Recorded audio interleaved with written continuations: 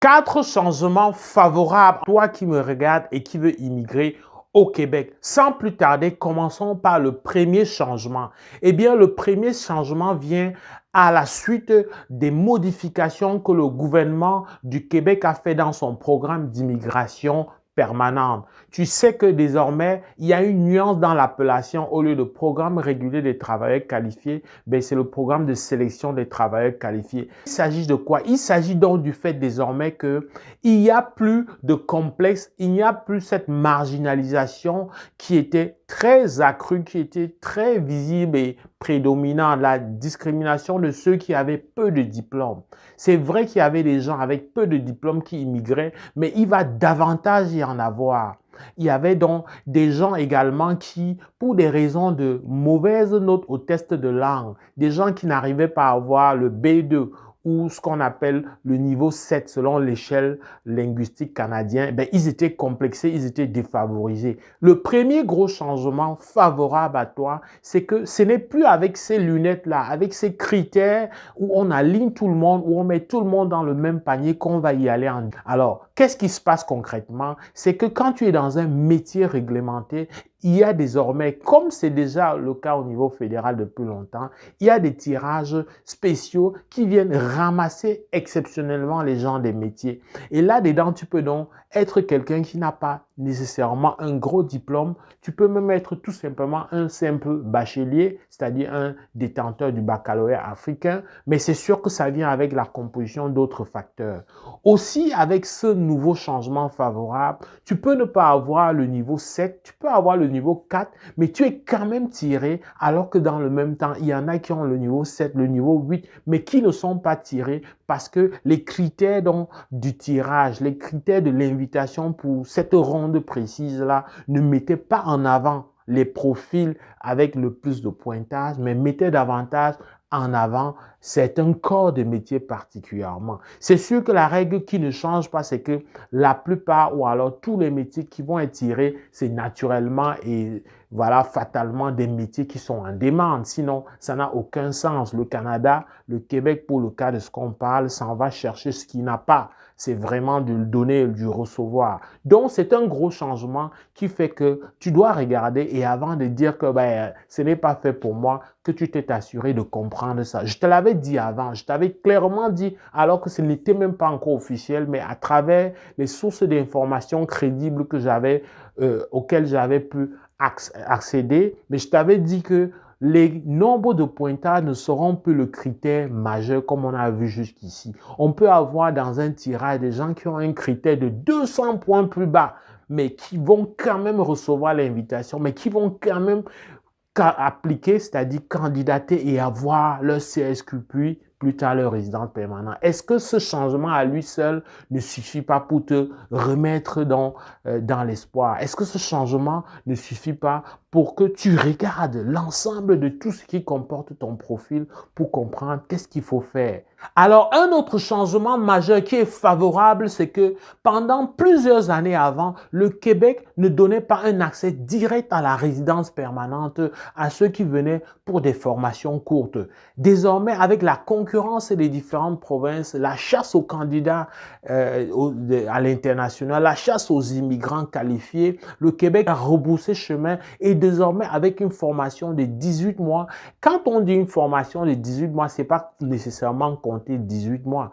C'est une formation qui fait l'équivalent de 18 mois. Parce que dans 18 mois, il y a un certain nombre d'heures. Il y a des formations qui vont être reconnues officiellement comme 18 mois, mais qui dans les faits peuvent être 16 mois, peuvent être 17 mois, mais ça compte quand même pour 18 mois. Donc, en règle générale, ces formations-là doivent être faites à temps plein. Alors, après 18 mois, tout ce que tu as à faire, c'est donc de faire ta candidature et d'avoir les CSQ pendant les semaines qui vont suivre. Ça, c'est un changement majeur. Là encore, ça vient vraiment donner espoir à ceux qui ont des problèmes d'âge, à ceux qui ont des retards au niveau de l'âge ou alors de plusieurs critères à la fois. Parce que dire ça comme ça, que l'âge est un problème, ce serait en contradiction avec ce que je te dis souvent. Mais c'est sûr que quand l'âge est un inconvénient, c'est parce qu'il qu'il y a d'autres éléments qui viennent concourir à affaiblir l'attractivité de ta candidature. Mais c'est clair que si tu as plusieurs éléments donc défavorables, y compris l'âge,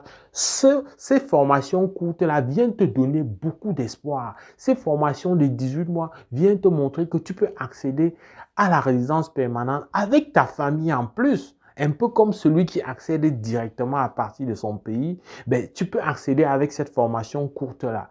Et une fois encore, je ne le dirai jamais assez, de loin, c'est préférable de mettre de l'argent dans une formation qui va t'aider à faciliter ton intégration professionnelle et donc à déboucher sur une résidence permanente. Et la beauté, c'est qu'avec ta famille, éventuellement, si tu en as une. Alors, les formations courtes peuvent être de 18 mois qui donnent accès directement, mais ça peut être des formations moins courtes, c'est-à-dire, je parle de 12 mois ici, je parle de 13 mois. C'est une très bonne transition pour te parler d'un autre changement favorable. Cet autre changement favorable concerne justement une formation particulière, la formation donc des préposés aux bénéficiaires, ce qu'on appelle vulgairement en Afrique aide-soignant. Donc, cette formation-là, qui dure 13 mois, entre 11 et 13 mois, fait en sorte ou alors bénéficie désormais d'un programme pilote qui existait pendant la pandémie, mais qui a été reformulé. Pendant la pandémie, c'était une mesure exceptionnelle qui venait prendre ceux qui ont donné un coup de main au système de santé. Et donc, pour les récompenser, le Canada et le Québec s'étaient mis d'accord pour que ces gens-là accèdent directement pour le fédéral à la résidence permanente et pour le Québec au CSQ. Parce que, comme je vais te le développer dans une autre vidéo, ben, avoir la résidence permanente ne te garantit pas tous les droits au Québec. Mais ce n'est pas le sujet aujourd'hui, même si c'est important de le dire en passant.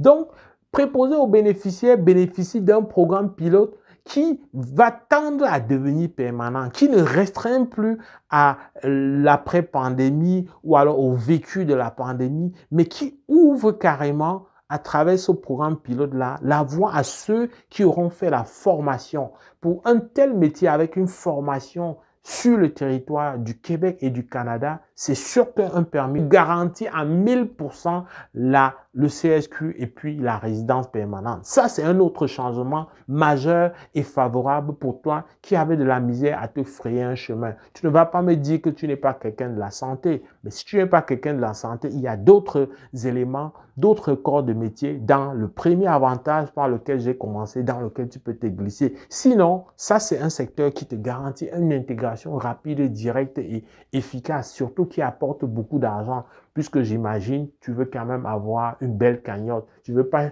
quitter ton pays pour venir et ne pas avoir une très belle cagnotte. Je termine avec un autre changement favorable et majeur, parce qu'il y en a tellement, mais je me suis concentré sur 4. Cet autre changement majeur-là, c'est une très bonne nouvelle, c'est cette question éternellement difficile à digérer, la question des délais de traitement.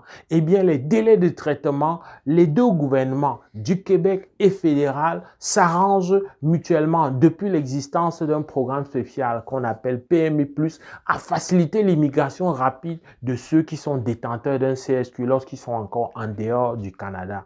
Donc, voilà donc avec ces nouvelles approches-là, on va te tirer, le Québec va te servir entre 1 à 4 mois, bien sûr 1 à 4 mois pour te donner ton CSQ quand tout est OK.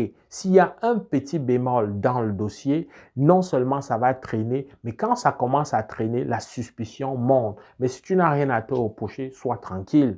Mais donc, 1 mois pour avoir ton CSQ ou 4 mois quand c'est trop, il y a trop de candidatures, mais c'est sûr que au bout finalement de 7 mois, tu es installé au Canada. Il y a plusieurs personnes qui me regardent et qui ont le plaisir de vivre cette réalité que je leur disais il y a 1 an. Donc, regarde tout ça. Tous les signaux sont au vert. Il y a de fortes chances que tu bascules parmi les candidats qui seront désormais résidents permanents ou à tout le moins qui seront résidents temporaires et qui auront une sérieuse option vers la résidence permanente à travers la réforme du programme du Québec sur l'immigration. J'espère que cette vidéo t'a plu. Mon nom est Valérie Jules Camdem. N'oublie pas de partager, de faire savoir au plus grand nombre. La communauté doit être plus grande pour qu'on sensibilise, pour qu'on aide les gens soit qui n'ont pas les moyens de pouvoir se prendre en main, mais aussi pour que les gens sachent qu'il y a la possibilité de se faire accompagner efficacement avec de l'information prise à la bonne source, transparente, comme je le fais tout le temps à travers mes plateformes. C'est avec beaucoup de plaisir que je vais te retrouver dans le cadre d'une prochaine vidéo. Porte-toi bien. Boula!